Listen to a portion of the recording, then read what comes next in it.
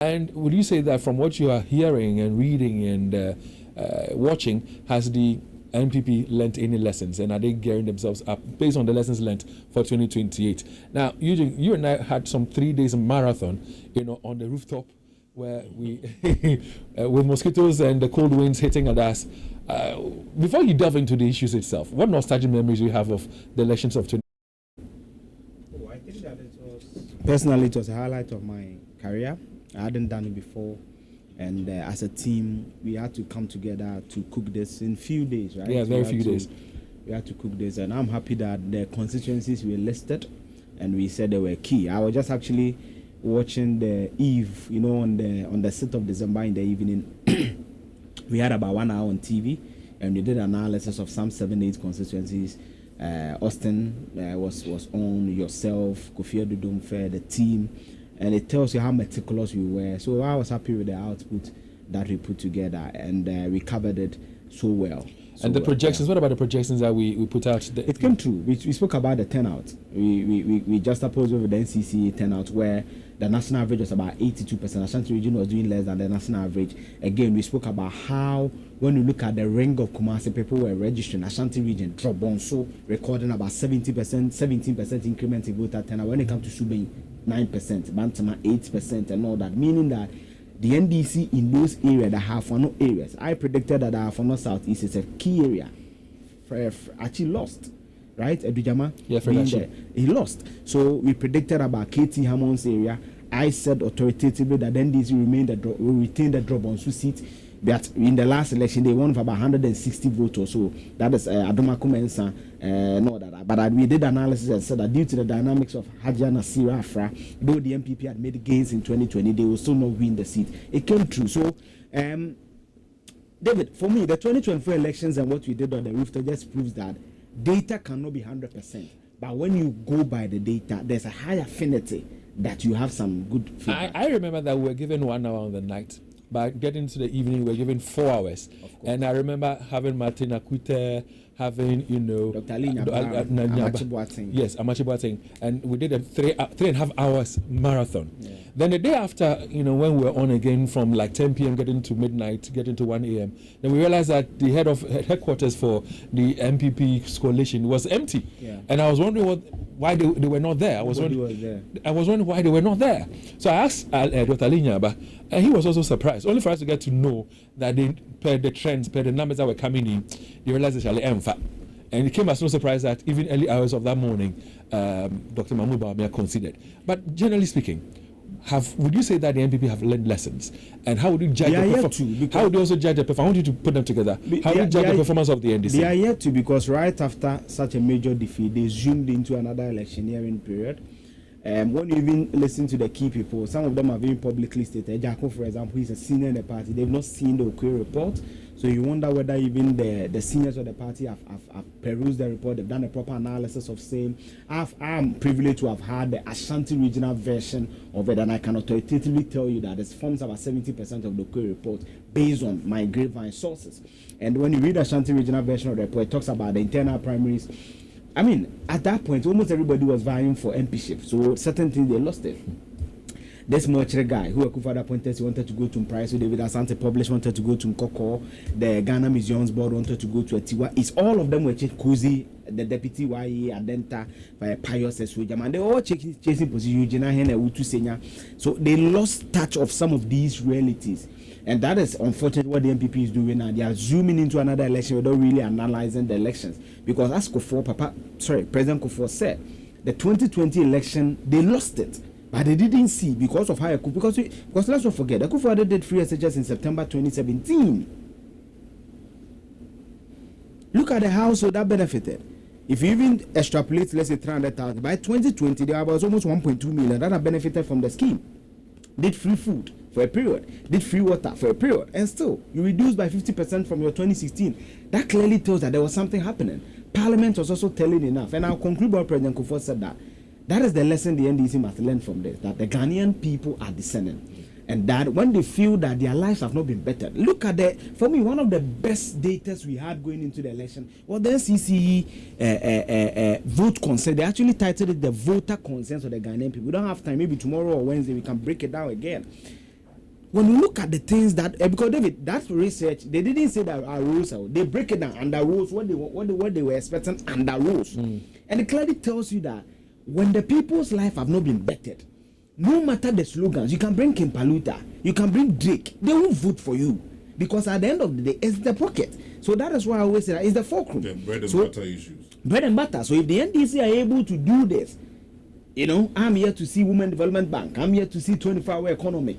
These things are what put money in the pockets of the people. If they're able to have that, if they see that the economy have been improved, David, you don't need to speak much. Because for me, when you compare the MPP's campaign to the NDC's campaign, the NDP, they had a lot of money, they had the war chest, they did a lot of campaign. I mean, at a point, multimedia, the adverts were dominated by the MPP because they had money to pay for adverts and everything. But the Ghanaian people gave Mahama what? 57% nearly, MPP, what, 41? A difference of almost 1.7 million. David, 1.7 million is like, Baba Yara is 40,000. So that's like what? 10 times is what? 400,000. 20 times is what? 800,000. So they gave MPP President Mahama almost 40,000 filling of what? Baba 40 times. If you feel Baba 40 times. 40 stadiums. That is resounding. But MPP also had a resounding victory in 2016. But they took the people for granted. If John Mahama and the NDC take the people for granted, they will suffer a defeat. Well, John Mahama has already said that they teaching. So it tells you that at least for the NDC, based on that perspective, they have it at the back of their minds. Now, again, for me, if you look at the fact that the NPP wants to go into an elections to, elect somebody to represent the party in the 2028 elections, and you look at some of the utterances that some of them are churning out, the kind of, shades that they're throwing at each other, the very recent ones that we heard from even Atachia, you ask yourself, is it cool? But another school of thought would be that even going into, let's say, in presidential primaries for the NDC, we know the kind of things that, Kojo Bomsu said about, now President John Dramani Mahama. Did they affect them in any way? Well, they were able to, sail through. So basically, have they learned their lessons? Well, I'm hoping so. I don't think that they have. But one of the things that many Ghanaians were looking up to from the NDC has to do with the hardship at the time. Because you realize that the city was skyrocketing, inflation was high. In 2022. Things were bad. So currently, if you look at the NPP's, the NDC's performance, one would say maybe they are on track. One would say maybe they are doing well. But again, if you listen to, President Kufuor, former President Kufuor, who said that in the first term of the NPP, they did quite well. Up until the second term when the COVID hit, and then things changed. He mentions, the COVID, the PDS and all that are some of the things that he was not in support of. Yeah, I think Akufo-Addo's demeanor after he won the second election was like he had nothing to lose.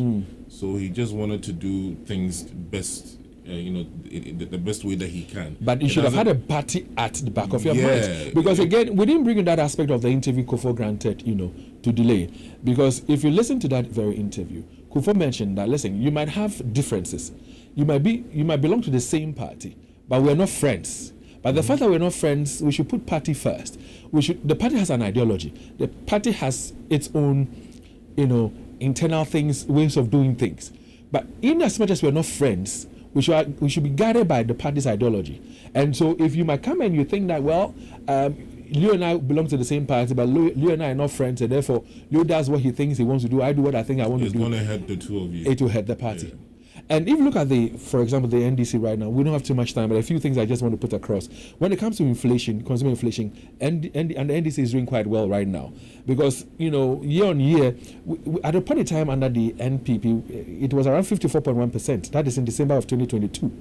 But was 6.3% in November 2025, which is the lowest since 2020. But Dave, have we been able to put it to a proper test? Because I know the IMF conditionalities is contributing to the single digital. Whether contributing or not, there's something that has come. Something that ought to benefit all of us. So like I was saying, now inflation trend from 2024 to 2025 is as follows. It was 23.8% in December of 2024, 12.1% in July of 2025, which marked the 7th consecutive monthly drop. And as we speak, as at November, it is at 6.3%, making it the 11th consecutive drop. So basically things has been very stable for a while. Kind of. Yeah. Kind of. And if it continues like this, we are going to benefit more. We have to. So my question is, every time that we experience single-digit inflation, somehow, some way, the IMF is involved. Very soon, their program is going to end. By that time, probably this tenure of this government will end as well, and the new government is going to come in. I don't know if it's going to be an MPP government or an NDC government, but are we able to? If you listen to the finance minister and the things that he's saying during the budget presentation, I think that if they will stick to the things that they have themselves said they would do, we should be fine. What's the precedent of that, sticking to those things? Like we said, John Mahama is in office for a second term. And many people have said that this John Mahama is a different John Mahama from the first John Mahama. And we are believing that he's learned his lessons. And so therefore... Well, from the way that his utterances and the way that he is behaving nowadays, it looks like he has learned a lot from his lessons. I remember, was it Gabi who said Mahama is the most prepared president that we've had in our history, and he couldn't be far away from the truth. He has, gone through all the stages to where he was, went home and came back fully, developed in his mind. So, yes, if he's going to stay like that, fine. But for me, I think we have to wait for at least 2 more years to see. 2 more years for me would not suffice, because listen, if you listen to President Kufuor, Ghanaians are now more discerning than ever. Now, one of the reasons why the NPP lost was the fact that there were some promises that were not met. Aside from the hardships, the economic difficulties and all that, there were some promises that were not met. Now, the bottom line is this: if you come and take Ghanaians for granted, they will come, they'll pay you back. So, for example, one of the issues that Ghanaians had at the time had to do with the cedi. Now, cedi had depreciated sharply by 2022 and 2023, contributing to inflation and instability. By mid-2025, the cedi reportedly appreciated by some 42.6% versus the United States dollar, signaling a recovery in external sector confidence. The cedi is now some 11.30, 11.35 to the dollar. Now, when we talk about monetary policy, it was 27.0% in 2024 during crisis high inflation, and it reduced to 25.0% by July 2025, and that was the first major cut subsequently. It also cut further as the central bank cut the key rate by a total of 1,000 basis points over 2025, reaching 18.0% by November 2025. Now, all I'm saying is this: it looks as if the economy is bouncing back. It looks like we've turned the curve. Hopefully. Bottom line is, when are we going to feel these in our pockets? And to be honest and sincere, we talk about food inflation that is hovering about 9.5% right now. And I can confidently and comfortably say that yesterday, for example, I fell for some cocoa, fried plantain, or ripe plantain. I went out to the market and I bought 20 cedis worth of ripe plantain. I got about 7 or 8 pieces of it. And I was like, wow. Either you go buy cocoa and you get about 2 or 3 fingers. Yeah. But I got 7 to 8 fingers of, plantain, ripe plantain. I was okay. I bought tomatoes. And the number of tomatoes I got for 30 cedis was also good for me. You understand? I'm thinking that Ghanaians want to benefit from we've turned the curve. We want to benefit from it. How do we sustain this? Indeed, if you remember, when the NDC even took over in January, the light was not stable. And people were saying that anytime the NDC comes to power, there is doom. So they have worked on it. It is quite better now. Although it's not 100%, it's far better now than it was in January, this year. Aside from that, there were some taxes that they said it would go. Those taxes have gone. The betting tax and all that have also gone. So basically, I think that the NDC... But I think that basically the NDC has done well. If you look at the cedi to the dollar, if you look at inflation, like I was telling you about inflation that is now hovering around 9.5. I went to buy some. Inflation is 6.3. 6.3. I'm talking food inflation 9.5. Oh, okay. Food inflation is 9.5. Inflation is 6.3. I've already mentioned that too. I think that we are getting there. But David, don't you think that? I mean, President Mahama came on the 7th of January, so he's officially 11 months in office. Yeah. For me, I feel that some of the key things are belated. For example, the 24-hour economy. Yes, I was going to touch on that one. Yeah, and also the Women Development Bank. You see, David, it dovetails into what David, Leo, and myself were saying when we were analyzing the elections. David, the Women Development Bank argument we made. Now, when you listen to Atuforsen, they now gotten the 400 million the minimum capital requirement, right? Going to set up a bank. The argument we made here was that CBG, commercial bank, they already have branches. Create a dedicated desk. and go through them. Because David, if you set up a full bank at Accra, how many people who, at the rural areas within branches? Because the minimum capital requirement is 400. Last year you gave them 56 million. Yeah. This year 400 million. They have 56 million. If you pay the minimum capital requirement of 400 million, headquarters, pay staff. Meanwhile, we can go to the existing government banks, have a dedicated desk to go, David. The 24-hour economy. The 24, the documents we analyze here, courtesy your Sakura connections and everything. It was beautiful. But David, actualization of SEM, have you seen it? Has the farms around our farm river started? I am tempted to think. And sometimes forgive me, Leo, forgive me. For want of time, let me activate the phone lines. You make your point, but I just want to activate the phone lines and say our listeners can join us on 03220-83596.